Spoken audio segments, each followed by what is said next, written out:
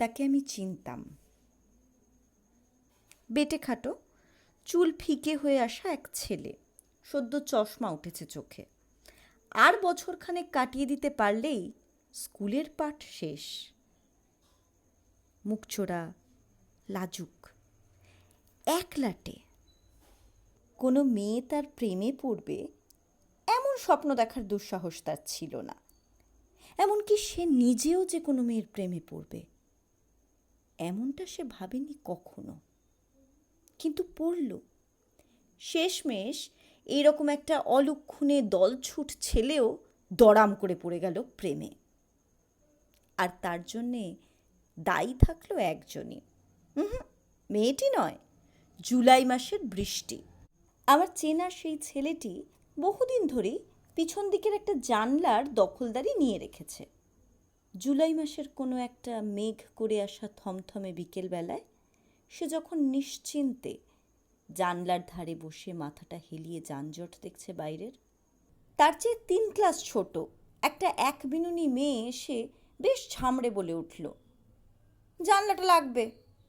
কথাটা শুনে এতই চমকে গেল যে সে স্পিকটিনট হয়েই জানলাটা ছেড়ে দিল মেয়েটিকে। সেই প্রথম।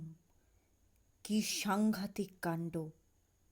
সে কোনো মেয়ের পাশে বসল, তাও আবার এমন ঠেসাঠেসি যে কাঁধে কাঁধ লেগে যাচ্ছে। মেয়েটির অবশ্য তাতে নো পরোয়া। সে বসা মাত্র জানলার দিকে তাকিয়ে হাতের ঠোঙা থেকে বের করে আমশি চাখতে লাগলো। বেশ মেয়ে, মেঘ করে আসা তার গায়ের রং, টানা টানা ঘূর্ণি চোখ, আর ছটফটে একখানা বিনুনি। টপ আর স্কার্ট পরা, মানে 9 হয়নি এখনো। বাচ্চা মেয়ে, মনে মনে ভাবল ছেলেটি। বাস ছাড়ার পরপরই তেড়ে নামল বৃষ্টি। বাসের দুদিকে যত জানালা সব ঝটাঝট বন্ধ হয়ে গেল। বন্ধ হলো না শুধু ছেলেটির পাশের জানালাখানা, বন্ধ তো হলোই না, উল্টে সে দেখতে পেল জানলার ফাঁক দিয়ে যতখানি পারে বাইরে মুখ বাড়িয়ে দিয়েছে সেই দস্যি এক বিনুনি। জলের তোড়ে টানা টানা চোখগুলো খুলে রাখতে পারছে না সে, কিন্তু তার ঠোঁট খুলে সে নিচ্ছে বৃষ্টির জল। আমশি খেলে কি তেষ্টা পায় খুব? ছেলেটি অমন রূপ, রূপের অমন ভেজা সাহস জীবনে দেখেনি। সে হাঁ করে তাকিয়েই রইল।